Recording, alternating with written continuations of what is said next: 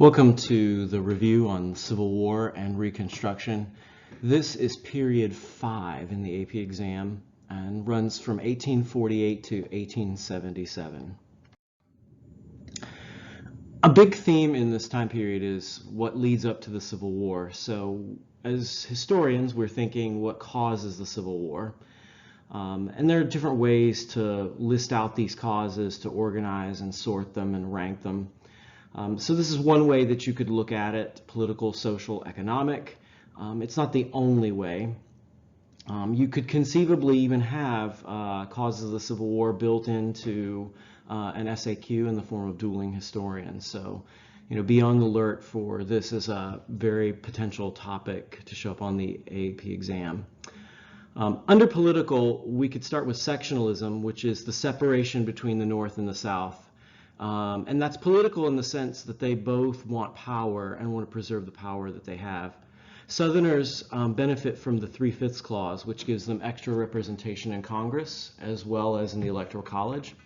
And the majority of the first presidents of the United States were Southerners. So they're used to having quite a bit of power in the nation. At the same time, the North is growing and expanding, industrializing, urbanizing, and it comes to see that its world, the world centered around free labor and industry, those sort of ideas undergird a belief that they're the wave of the future. They're superior to the Southerners' reliance on agriculture and slavery. Part of this sectional divide that we see, the two differing identities from the North and the South, there is in that a long-standing belief in states' rights. This is not a new thing on the eve of the Civil War. You can trace this back to the very beginnings of the United States in terms of how states see their powers, their legal orders being incredibly important, and sometimes even more important than what the federal government wants. So we've had discussions of this in the Virginia and Kentucky resolutions, Hartford Convention, nullification. So it's not new. We do have to be careful, though, because you can invoke states' rights, but it's an empty category by itself. It means nothing unless you're looking at the specific right that the state wants to engage in, which in the case of the Civil War happens to be the issue of slavery. Should the states have the power to regulate that institution? Should it be allowed to expand west, for example? Should it even be protected nationally, which is where the slave owners end up by the 1850s? Finally, a legal take on this issue of the Civil War comes in Dred Scott v. Sanford, in which an African-American man claims that he's free by virtue of the fact that he's lived in free territory. And the court case results in a decision that angers Northerners and further provokes these sectional tensions between the North and the South. When it says that slavery is legal everywhere, slaves aren't citizens under the federal government, and you can't deprive a person of his property. His property belongs to him no matter if he's in free territory or not free territory. It makes a lot of Northerners worry that where this is headed is slavery will become national rather than the default condition of Americans being freedom. Some social causes of the Civil War. We can look at abolitionism, which is a minority movement of only about 10,000 people. But it has a very vocal presence in the North, not liked at first, but certainly becomes increasingly more powerful as it dominates discussions to say that slavery is inherently wrong and evil, and it needs to be abolished immediately. Southerners respond to these increasing attacks on slavery with what they call the positive good defense, that slavery is not just a necessary evil that keeps the South economically alive, but it's actually good for slaves to be enslaved. It's good for Southerners to have slavery, that it preserves the South as an ideal society. And then finally, we can look at this from an economic lens, which is a bit, inherent in all the things that I've already said before. The Northerners are invested in free labor and industry. They like protective tariffs. It benefits their infant industries. The Southerners, on the other hand, are very invested in agriculture and slavery, and they believe that it must expand to the West and survive and grow. So therefore, to coop slavery up in the South is going to eventually doom them to a race war.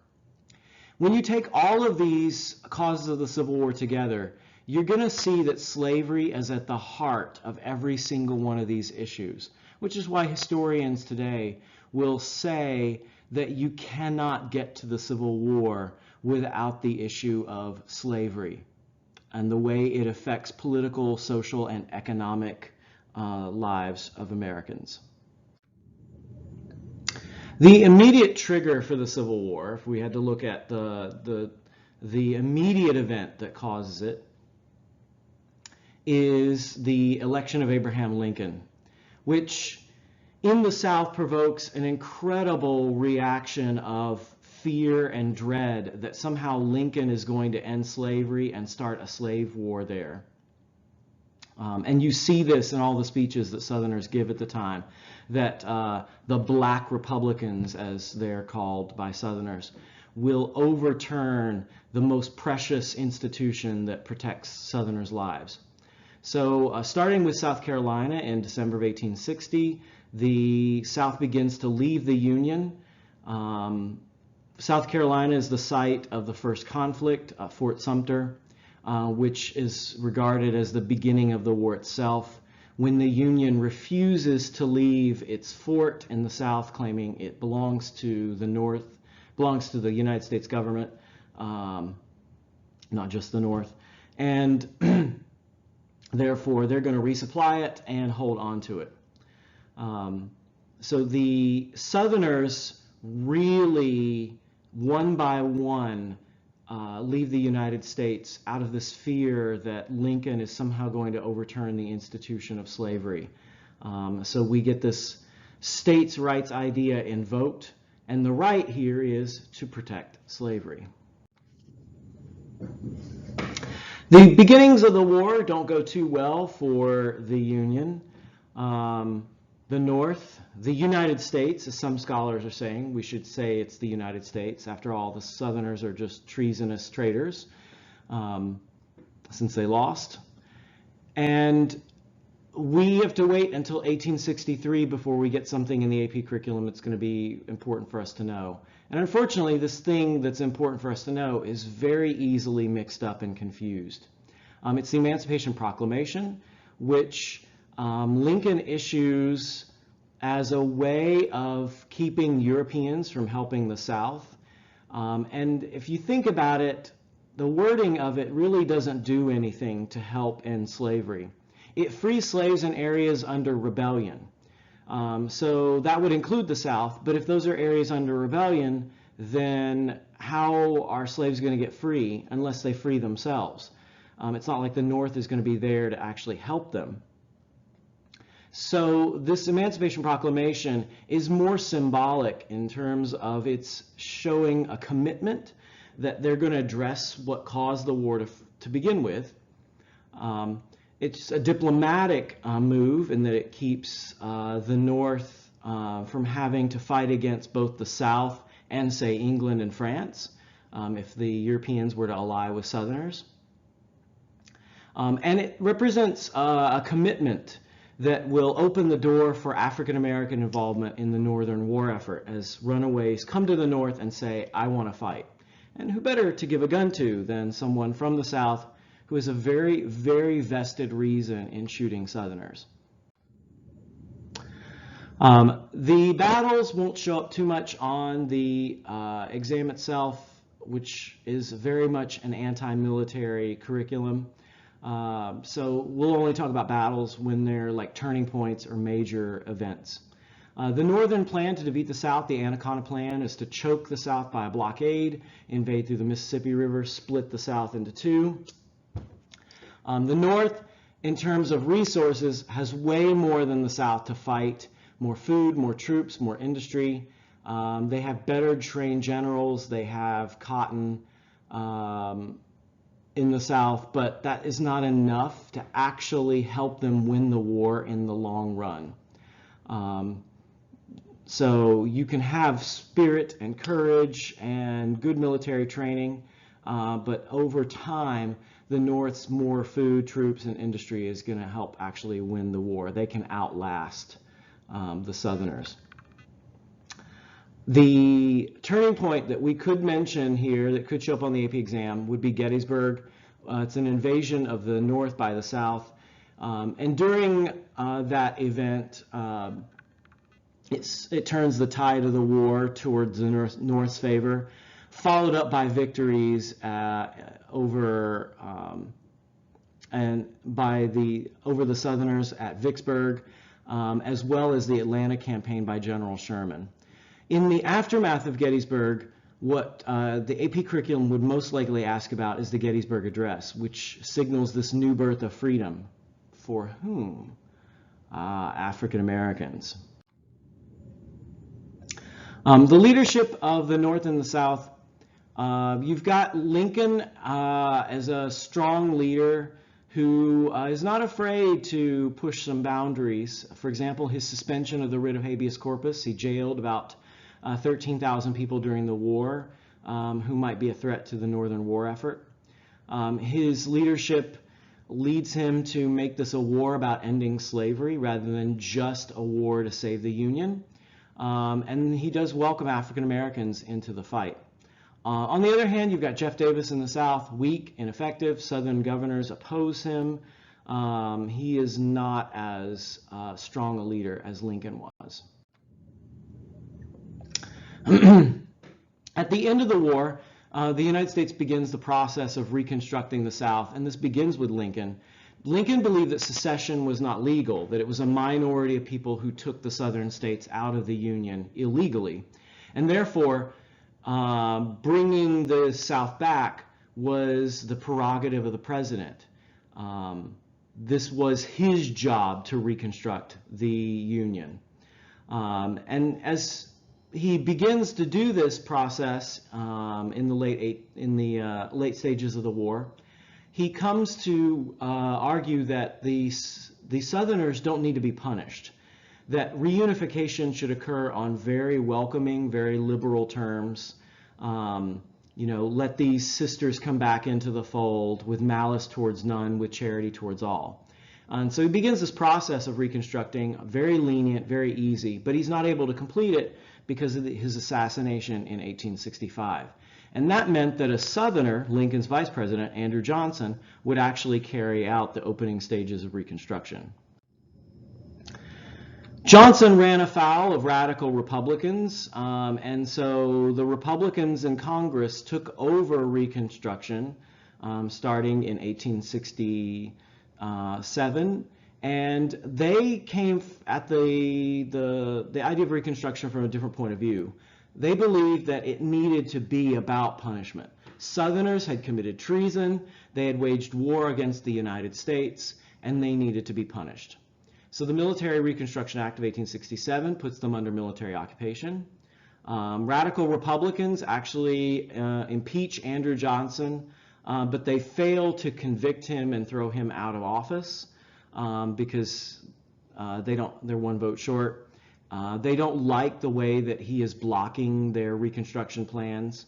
So the radicals are creating quite a different approach to Reconstruction than the presidents would have. And part of that approach are three incredibly important amendments. You might as well memorize them now because they're so incredibly important. The 13th Amendment is actually what ends slavery in the United States. It abolishes slavery completely in the U.S. except as punishment for a crime. 14th Amendment. States cannot deny equal rights to Americans, so it creates equality under the law. It creates citizenship for African Americans, which overturns the Dred Scott case. And then the 15th Amendment guarantees voting rights to African American males, but does not include women, which angers women's suffrage advocates. At the end of the Reconstruction period, we get lots of ways that Reconstruction is a failure. So in spite of these really important constitutional amendments, we can see that there's just waning interest in putting the country back together in a way that would actually help African Americans be politically powerful, economically powerful, and socially powerful. So the end is 1877. The Republicans and Democrats come up with a compromise. So Republicans can have the presidency, the removal of the last federal troops from the South, the end of Reconstruction would be guaranteed. And there's some other parts of that compromise as well. And what happens is that Southerners are essentially allowed to go back to mistreating African Americans in the ways that they were used to. You can't make them slaves because slavery is abolished, but you can make their lives difficult. So in the late 1860s, we get the Black Codes. Black Codes were passed by Southerners to determine how African Americans would live and work in Southern society. So it prevented interracial marriage, for example. It banned African Americans from carrying guns, required them to carry proof of having a job in order to travel, and you could be arrested for violating these things and then basically thrown into jail and forced to work off your sentence, which is slavery. By the 1880s, Southern states had created a whole bunch of Jim Crow laws, which were laws that were segregating African Americans from whites in public places like railroads and theaters. In your review charts, there is a chart on Reconstruction plans because it's important to know them and to be able to compare them and understand the ways in which radical Reconstruction attempted to give African Americans quite a bit of power in the South, but ultimately they backed down from really overturning Southern racism. And one thing that I didn't mention in the previous slides is the economic challenge. Since African Americans were not given land and they were not paid for their labor while they were slaves, they had very little economic basis on which to achieve any kind of political power. An illustration of their lack of economic power would be sharecropping, which was a system that trapped them in perpetual debt. Essentially a kind of quasi-form of slavery. And it meant that they had a very difficult time exercising political rights. It's very easy to exercise your political rights when you have money, but it's not when you're poor. And then, of course, socially, there's not a whole lot of social change. Southern racism is as strong as ever, and there is no indication that Southern attitudes are evolving to accept black people on the grounds of equality. So African Americans at the end of Reconstruction are left with a narrowly defined set of legal rights, 3 amendments, and even those legal rights are not really enforceable because of the violence done by the KKK as well as Southern governments to make sure that African Americans stayed in their place so that white Southerners could come back into power and retain control over their Southern states. That's the end.